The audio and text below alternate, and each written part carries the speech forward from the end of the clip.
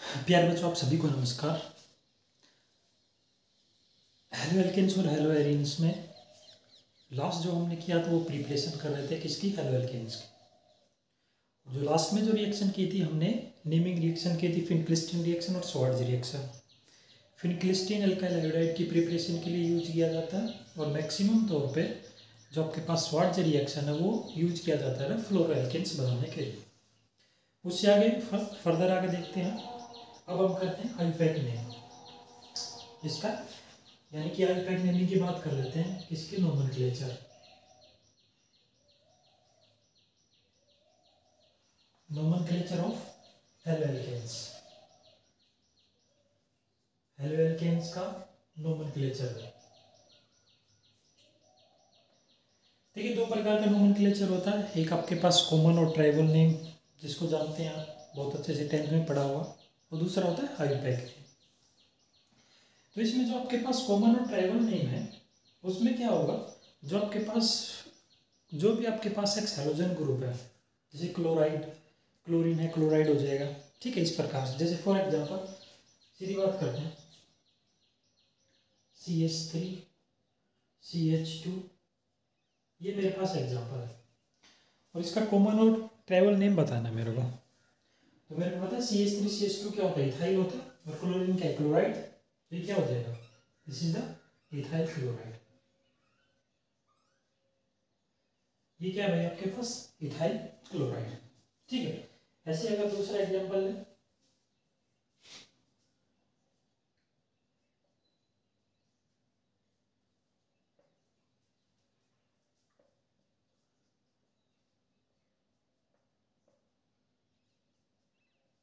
ये आपके पास, ठीक है, ध्यान रखना, अगर as a ring chain use किया जाता है CH3, यहाँ पे क्लोरीन भी जुड़ा हुआ है कार्बन के साथ, as a CH3 ring chain use किया जा रहा है, यानी कि कार्बन के साथ सीधा डायरेक्टली इसको ये आइसो हो जाता है भाई। ठीक है, तो इसका नाम क्या हो जाएगा, आइसो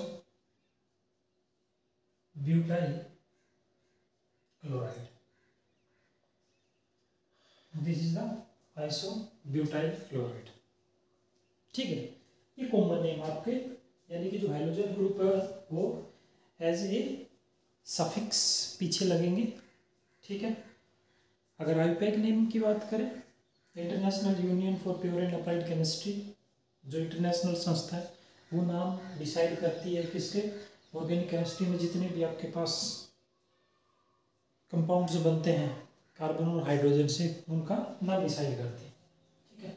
तो आईयूपैक नेम में क्या होगा कि आप जैसे फॉर एग्जांपल इसी की बात करें, नेमिंग कहाँ से होगी, जहाँ से ग्रुप जुड़ा हुआ है 1 और 2, तो 1 पे क्या है, क्लोरीन, तो ये 1 क्लोरो इथेन हो जाएगा आपके पास। ठीक है भाई, 1 क्लोरो इथेन। तो देखिएगा, इतना ज़्यादा इम्पोर्टेंट है नहीं है, लेकिन इतना इसमें आता नहीं है।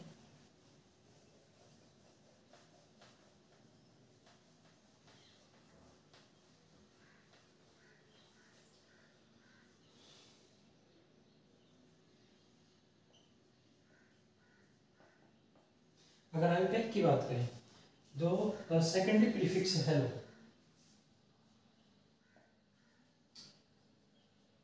दी secondary prefix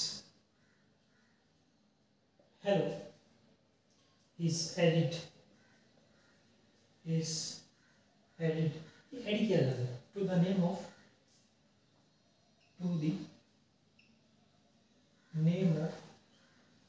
एल्केन, एल्केन के आगे। जैसे for example bromo plus ethane क्या हो जाएगा मेरे भाई, ब्रोमो इथेन हो जाएगा। 1 ब्रोमो इथेन बोल लीजिएगा, क्या हो गया ये, ब्रोमो इथेन। कैसे, CH3 CH2 और ये भी है, this is the bromo ethane. और अगर इसी का मैं कॉमन नेम की बात करूं, कॉमन नेम क्या हो जाएगा, इथाइल ब्रोमाइड, ये इसका कॉमन नेम है। कॉमन नेम बहुत कम पूछता है, इथाइल ब्रोमाइड। यहाँ पे नाम बाद में, यहाँ पे हेलोजन आ गया। ठीक है। तो ये आपके पास क्या है, आईयूपैक नेम है। कुछ एग्जांपल और देख लीजिएगा।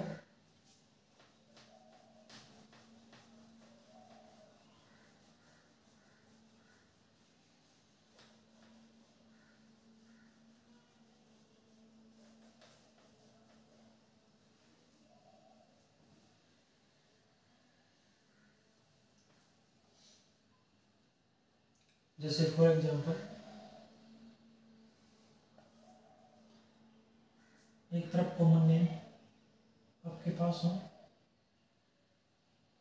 कॉमन नेम बहुत कम पूछता है, आईयूपैक नेम और वह स्ट्रक्चर या फॉर्मूला जो भी आप लिखना चाहो। फर्स्ट बात कर रहा हूँ मैं, अगर मेरे पास common name there n propyl bromide, first में भाई एन प्रोपाइल ब्रोमाइड, ठीक है। इसका जो आईयूपैक नेम है वो होता है मेरे बच्चों 1 ब्रोमो प्रोपेन। आईयूपैक नेम होता है 1 ब्रोमो प्रोपेन। बना लेंगे, बहुत सिंपल है। CH3 CH2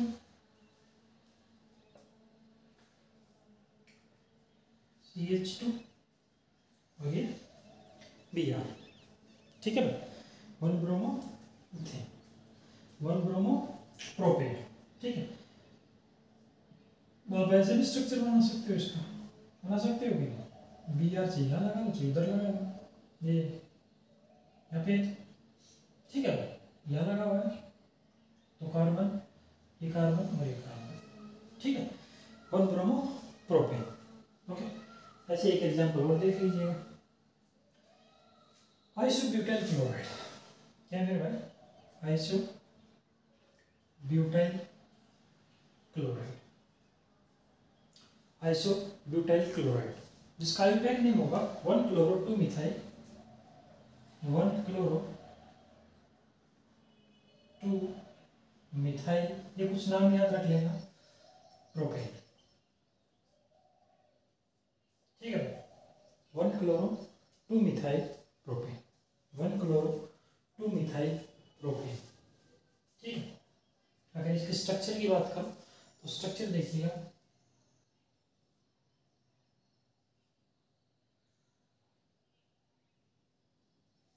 ठीक, ठीक है। मेमोरी कहाँ से होगी, यहाँ से हो, 1 2 और 3। 1 पे क्या है, क्लोरीन है, तो 1 क्लोरो, 2 पे मिथाइल ग्रुप है, और ये 3 है तो प्रोपेन, 3 है तो मेरे बच्चों ये प्रोपेन आपके पास, ठीक है भाई। राइट डाउन कर लीजिएगा इसको।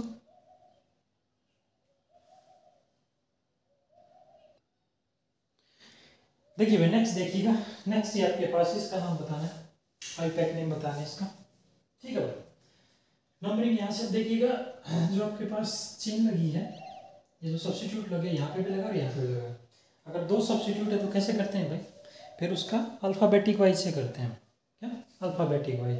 सबसे पहले ये तो मिथाइल ग्रुप है, तो इसका M पहले, मिथाइल, मिथाइल में क्या आता है, M आता है पहले, और ये ब्रोमीन, तो B पहले आएगा, M बाद में आएगा, तो नंबरिंग यहाँ से 1 2 3 4, 2 bromo 2 bromo 3 methyl butane, 2 bromo 3 methyl butane, ये आपके पास है 2 ब्रोमो 3 मिथाइल ब्यूटेन, 4 कार्बन के लिए। देखिए नेक्स्ट जो आपके पास है क्लासिफिकेशन है डाई हेलोजन कंपाउंड,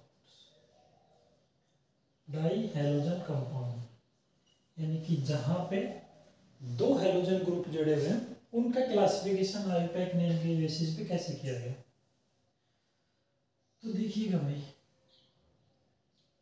सबसे पहले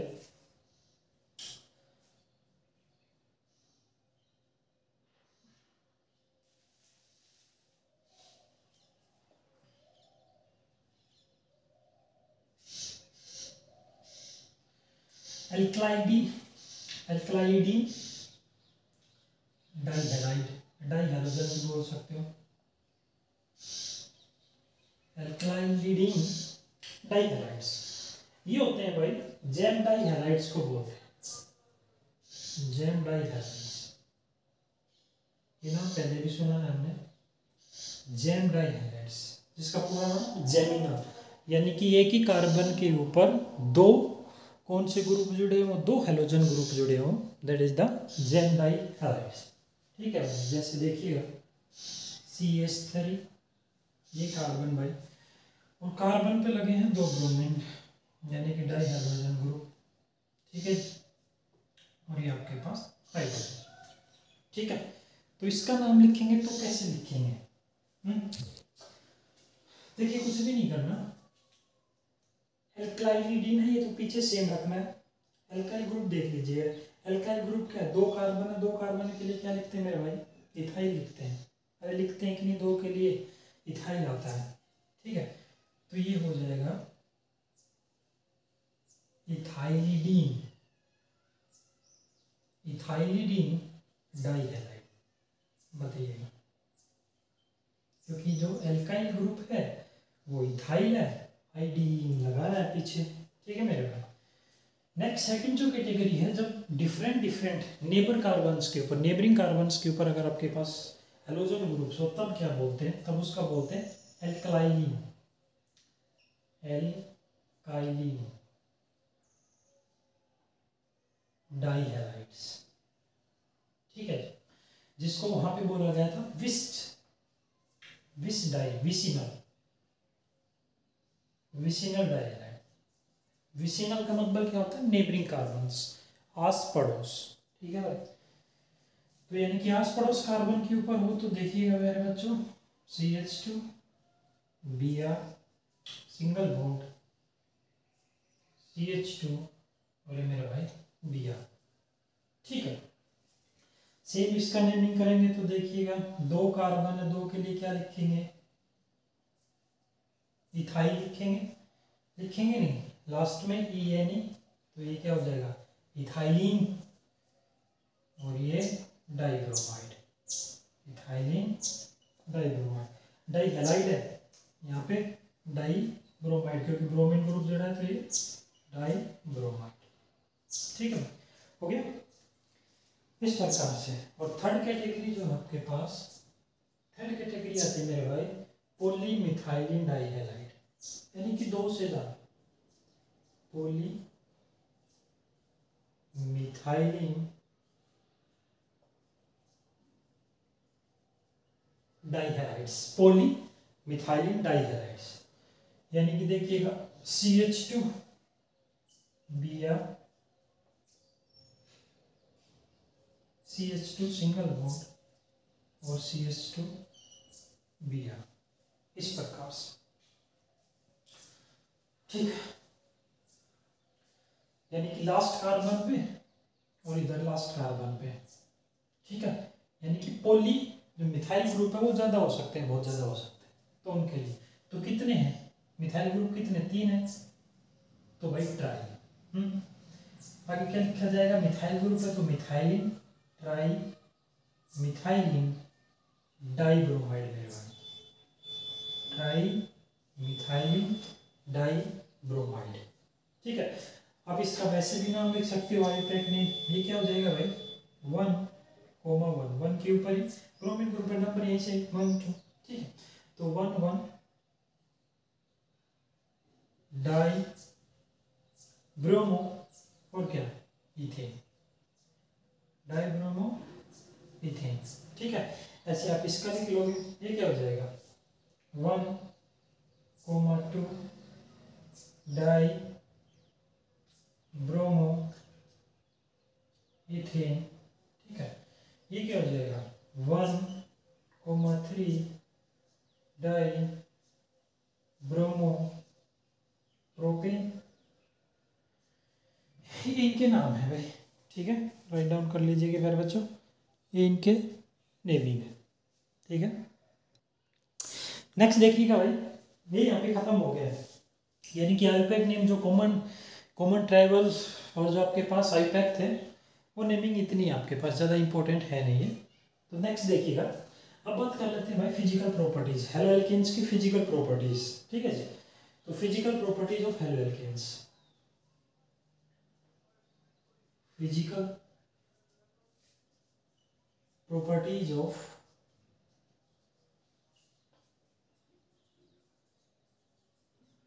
halo alkanes, physical properties of halo alkanes.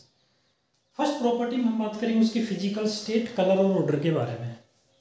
जो फर्स्ट प्रॉपर्टी होगी physical state, physical state, colour और ऑर्डर, इनके बारे में भाई। ठीक है, फिजिकल स्टेट, कलर और ऑर्डर। तो देखिएगा भाई, जहां पे कार्बन की संख्या कम होगी, कार्बन मतलब जो होमोलोगस सीरीज होगी, यानी कि जैसे CH3Cl, CH3Br, ठीक है, यानी कि ब्रोमो इथेन, क्लोरो इथेन, फ्लोरो इथेन, जितने कार्बन की संख्या कम होती जाएगी या कार्बन की संख्या कम होगी, वो जो स्टेट है हेलो एल्केन्स की, वो आपको मिलेगी गैसेस फॉर्म में। ठीक है, फिर से रिपीट कर देता हूं कि जहां पे कार्बन की संख्या कम होगी मेरे भाई, और कार्बन की संख्या मैं बता देता हूं कितने, लिख भी लेंगे, देखिएगा। अगर कार्बन की संख्या C1 से लेके C3 तक है, यानी कि एक कार्बन से लेके कार्बन 3 तक, तो वो जो स्टेट पाई जाती है हेलो एल्केन्स की, वो गैसेस फॉर्म में पाई जाती है। वो स्टेट कैसी होती है? गैसेस स्टेट होती है। इससे आगे अगर बात करूं, C4 से लेके C7 तक, यानी कि 4 कार्बन हो और उसके साथ हेलोजन ग्रुप जुड़ा हो कोई भी, तो वो जो स्टेट होगी मेरे भाई, वो स्टेट होगी कौन सी? लिक्विड स्टेट होगी। कौन सी? लिक्विड स्टेट होगी। ठीक है मेरे बच्चों, वो कैसी स्टेट होगी? लिक्विड स्टेट होगी। लेकिन कार्बन अगर इससे ज्यादा हो, ग्रेटर देन कार्बन 8 से ज्यादा, तो बेटा वो जो स्टेट होगी वो होगी सॉलिड स्टेट। कैसी स्टेट होगी? सॉलिड स्टेट होगी। ठीक है, क्योंकि जितना कार्बन आपके पास कम, जितने कार्बन, नंबर ऑफ कार्बन कम होंगे, मॉलिक्यूलर मास कम होगा, कॉमन सी बात है। मॉलिक्यूलर मास कम होगा तो वंडरवाल फोर्स कम होगी, और वंडरवाल फोर्स कम होगी तो आपके पास जितना भी कम होगा वो गैसेस फॉर्म में पाया जाएगा। जैसे देखिएगा CH3Cl, ठीक है, क्लोरोमीथेन या मिथाइल क्लोराइड जो बोल सकते हो आप, इसके अलावा CH3Br and C2H5Cl, ethyl chloride या 1 chloro ethane.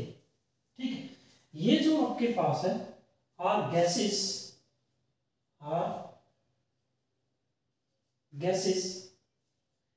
Eight room temperature. Room temperature पे कैसे फॉर्म में होंगे? गैसेस फॉर्म में होंगे। ठीक है, इससे आगे अगर हाइयर कार्बन, हाइयर मेंबर्स, जो भी आपके पास हाइयर मेंबर होंगे, आर आइदर, या तो वो आर आइदर लिक्विड और सॉलिड।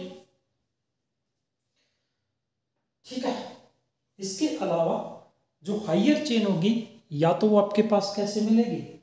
सॉलिड में या लिक्विड फॉर्म में। ठीक है,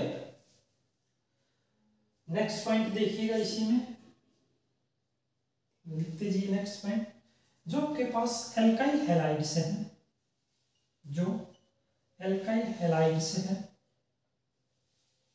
जो भी आपके पास एल्काइल हैलाइड्स आ कलरलेस, भाई कोई कलर नहीं होता।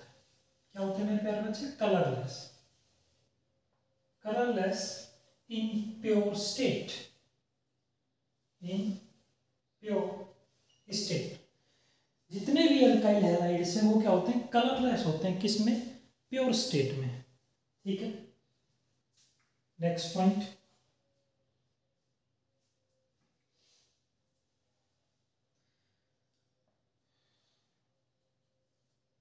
एल्काइल ब्रोमाइड, जो एल्काइल ब्रोमाइड होगा, ठीक है, and alkyl iodide and alkyl iodide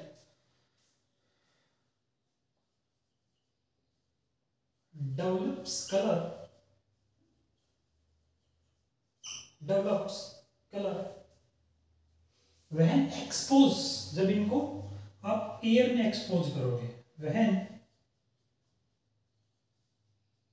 exposed in air and light,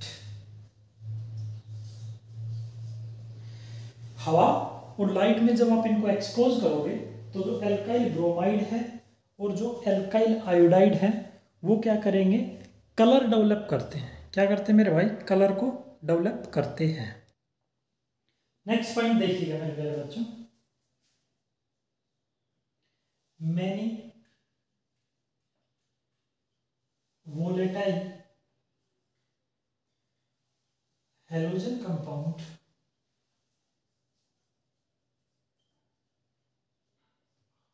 many volatile halogen compound are sweet in smell, are sweet in smell। ठीक है भाई, वोलेटाइल मतलब जो आसानी से वेपर्स के अंदर कन्वर्ट हो जाए, ऐसे compound which are easily converted into vapor that known as the volatile।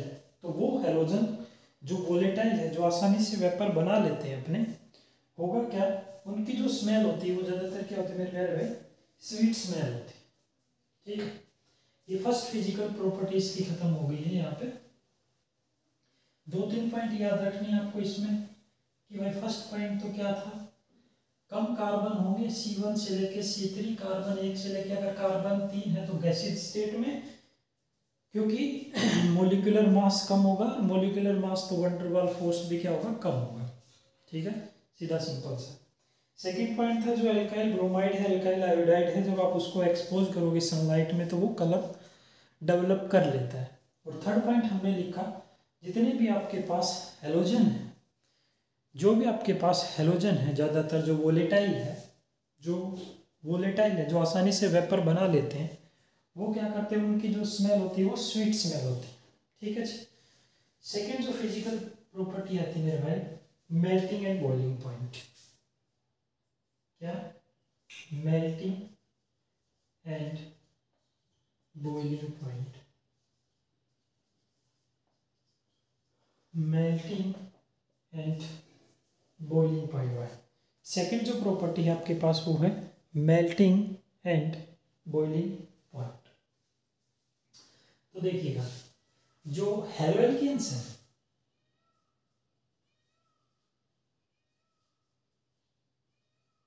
Haloalkanes उनका हायर बॉइलिंग पॉइंट होगा भाई। हेलोएल्केन्स है हायर बॉइलिंग पॉइंट किसके रेस्पेक्ट में, हाइड्रोकार्बन्स के रेस्पेक्ट में। ठीक है, किसके रेस्पेक्ट में भाई, हाइड्रोकार्बन्स यानी कि एल्केन्स के रेस्पेक्ट में। Haloalkanes have higher boiling point as compare to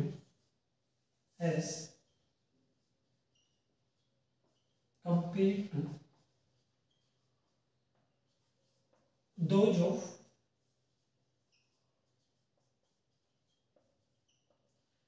corresponding alkanes। Alkanes में क्या होंगे, कार्बन और हाइड्रोजन होंगे मेरे भाई। एल्केन्स में किससे बनता है एल्केन्स, कार्बन और हाइड्रोजन से। ठीक है, ओके, किसकी वजह से होता है, दिस इज ड्यू टू जो चार्ज क्रिएट होगा, यानी कि जो पोल्स क्रिएट होंगे, पोलर चार्ज। जैसे मेरे प्यारे बच्चों, अगर मैं हेलोएल्केन्स की बात करूँ, मैं यहाँ बता देता हूँ, हेलोएल्केन्स मतलब कार्बन और हेलोजन ग्रुप के बीच में बॉन्ड, हेलोएल्केन। तो मेरे को पता है जितने भी मेरे भाई हेलोजन ग्रुप होते हैं, इनके ऊपर कैसा नेगेटिव चार्ज आता है और इसके ऊपर पॉजिटिव चार्ज। यानी कि इसने इन्होंने क्या क्रिएट करे, पोल क्रिएट करे, यानी कि पोलर नेचर हो गया इनका। और जो आपको पता है कि पोलर नेचर डिजोल्व किस में होता है, पोलर में ही। हम किसकी बात कर रहे हैं, आपके पास बॉइलिंग पॉइंट की बात कर रहे हैं भाई, ठीक है। देखिएगा, दिस इज ड्यू टू, किसकी वजह से, polar nature, this is due to polar nature and strong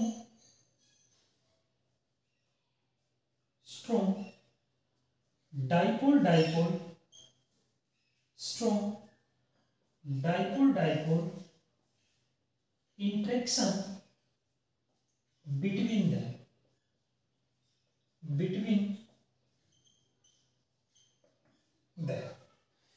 interaction between them, ठीक है। यानी कि एक तो पोल ये क्रिएट हो गए, ऐसे दूसरा, क्योंकि बहुत सारे हाइड्रोजन एल्केन होंगे तो आपके पास एक ही है, तो ये क्या बना लेते हैं आपस में भाई, ये डाइपोल डाइपोल इंट्रैक्शन कर लेते हैं, और वो क्या होता है, बॉन्ड बड़ा ही स्ट्रॉन्ग बॉन्ड होता है, ठीक है। और जब ये बॉन्ड बन जाएगा आपके पास, तो इनका जो आपके पास क्या है, जो बॉइलिंग पॉइंट है, तो मेरे भाई वो ज्यादा होगा। विद रेस्पेक्ट टू, उसने बोला है, किसके रेस्पेक्ट में बोला है भाई, एल्केन्स के रेस्पेक्ट में बोला है, किसके रेस्पेक्ट में, एल्केन्स के रेस्पेक्ट में बोला है, ठीक है मेरे भाई।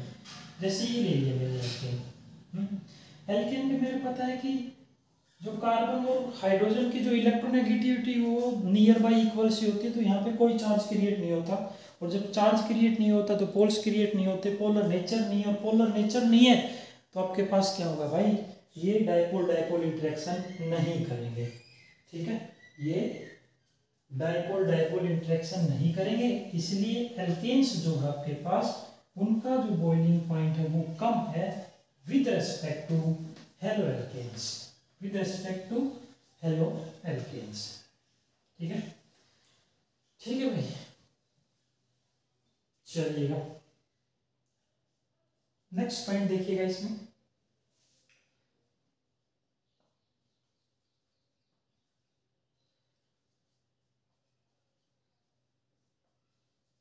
the boiling point of haloalkanes are, the boiling point of haloalkanes are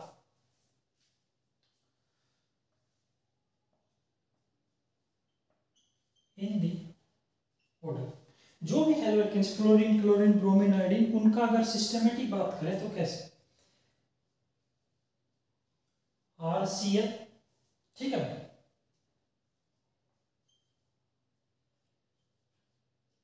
RBr, और ये RI, ये आपका ऑर्डर है, ये आपका ऑर्डर है। अब देखिएगा फ्लोरीन, तो हम पहले बात करें, फ्लोरीन को कम लेके चलते हैं, ठीक है, क्योंकि बहुत कम बॉन्ड होता है। अब देखिए, क्योंकि ऑर्डर हमें पता है, फ्लोरीन, क्लोरीन, ब्रोमीन और आयोडीन, ये ऑर्डर होता है। As we move down the group size increase होगा, साइज इंक्रीज होगा तो भाई मोलिकुलर मास इंक्रीज होगा, और जब मोलिकुलर मास इंक्रीज होगा तो भाई उनका बॉइलिंग पॉइंट भी क्या होगा, इंक्रीज होगा दोस्त, ठीक है।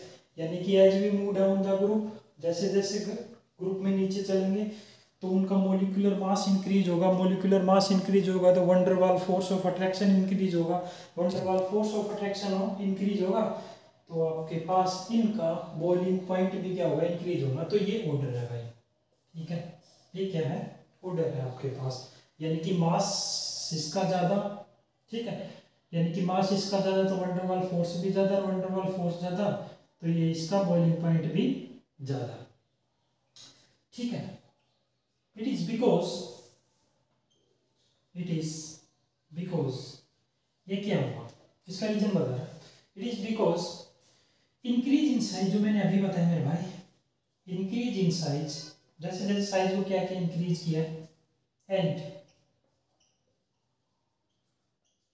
मास ऑफ हैलोजन एटम, जैसे जैसे साइज इंक्रीज होगा तो मास क्या होगा उसका, इंक्रीज होगा भाई, ठीक है। सो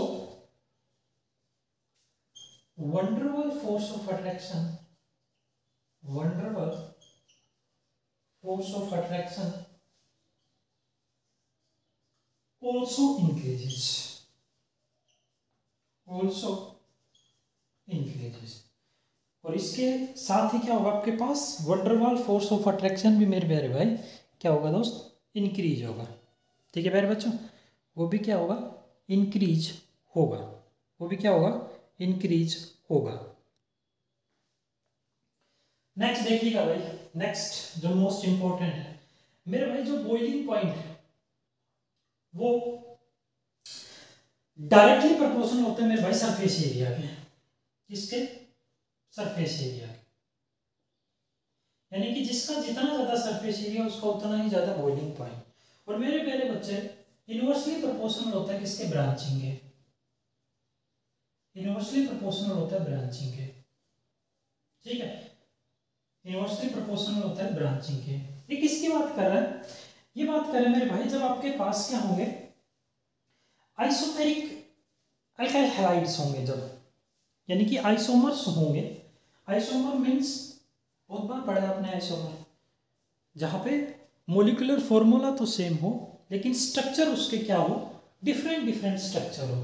क्या हो मेरे भाई, डिफरेंट डिफरेंट स्ट्रक्चर हो। जैसे फॉर एग्जांपल अगर मैं बात करूं, देखिएगा CH3 CH2 CH2 CH2 और ये भी है। ठीक है मेरे भाई, क्या नाम हो जाएगा, 1 bromo 1 bromo butane 1 bromo butane. अब देखिएगा इसका सरफेस एरिया इतना है, और अगर मैं इसके आइसोमर्स बताऊं, इसी के आइसोमर्स कैसे बनेंगे मेरे भाई, CH3 उतने ही आपके पास मोलिकुलर फॉर्मूला सेम रहेगा। यहां से देख लीजिएगा कार्बन कितने हैं, 1 2 3 4 कार्बन है भाई। ठीक है, हाइड्रोजन कितने हैं, 3 2 5 2 7 और 9, और ये भी आ रहा है। ये है भाई मोलिकुलर फॉर्मूला इसका, सेम मैं यही बना देता हूँ, CH3।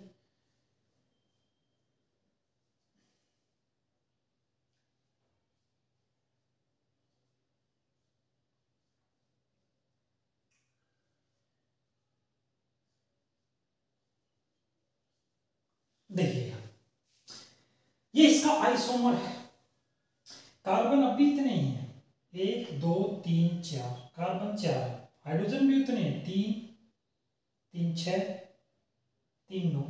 ठीक है, और ब्रोमीन भी उतना ही है। लेकिन मेरे प्यारे बच्चे इसका स्ट्रक्चर डिफरेंट है तो इसका नाम डिफरेंट होगा, और जब नाम डिफरेंट है तो इसकी फिजिकल और केमिकल प्रॉपर्टीज भी क्या होंगे भाई, डिफरेंट होंगे। तो इसकी अगर बात करें आपके पास, तो यहाँ से नंबरिंग 1 2 3, क्योंकि मिथाइल ग्रुप पर ब्रोमीन जुड़ा है तो 1 ब्रोमो 2 मिथाइल, और क्या बन गया मेरे भाई, प्रोपेन बन गया। क्या बन गया, प्रोपेन बन गया। अब देखिएगा इसका सरफेस एरिया इतना था लेकिन इसका सरफेस एरिया स्फीरिकल टाइप में से हो गया है, लेकिन इसके रेस्पेक्ट में कम है। इसी का और भी आइसोमर बन सकता है, तो उससे मैं क्या कह सकता हूं, जो सरफेस एरिया जिसका ज्यादा होगा मेरे प्यारे बच्चे उसका बॉइलिंग पॉइंट भी ज्यादा होगा। लेकिन जैसे जैसे अगर ब्रांचिंग बढ़ती जाएगी इस प्रकार से मेरे भाई, क्या ब्रांचिंग, तो इसका क्या घटेगा, बॉइलिंग पॉइंट घटेगा मेरे भाई। क्या घटेगा, बॉइलिंग पॉइंट घटेगा। तो ये मोस्ट इंपॉर्टेंट पॉइंट है, ध्यान रखिएगा कि सरफेस एरिया बढ़ेगा तो मेरे भाई बॉइलिंग पॉइंट बढ़ेगा। लेकिन अगर ब्रांचिंग बढ़ रही है तो आपके पास ब्रांचिंग बढ़ेगी, सरफेस एरिया घटेगा, सरफेस एरिया घटेगा, बॉइलिंग पॉइंट घटेगा। ठीक है कि नहीं मेरे भाई, बताइए किसी को कोई दिक्कत है भैया, किसी को कोई दिक्कत है यहाँ तक मेरे प्यारे बच्चों, किसी को कोई दिक्कत है यहाँ तक? बिल्कुल सिंपल सा रखेंगे कि साहब जो बॉइलिंग पॉइंट है वो डायरेक्टली प्रोपोर्शनल है सरफेस एरिया के, और जो सरफेस एरिया है वो इनवर्सली प्रोपोर्शनल है किसके, ब्रांचिंग के। ठीक है, ठीक है मेरे प्यारे बच्चों, ये बड़ा ही मोस्ट इम्पोर्टेंट पॉइंट था आपके लिए, तो ये ध्यान रखना है आपको। नेक्स्ट देखिएगा, नेक्स्ट प्रॉपर्टी मेरे भाई, प्रॉपर्टी नंबर 3 आती है मेरे भाई। ठीक, property number 3,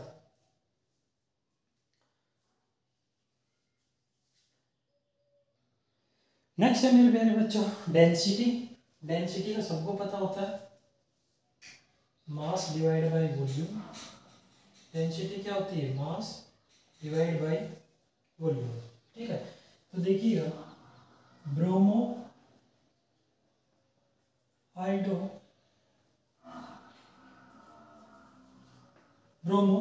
आइडो and polychloro derivative of hydrocarbon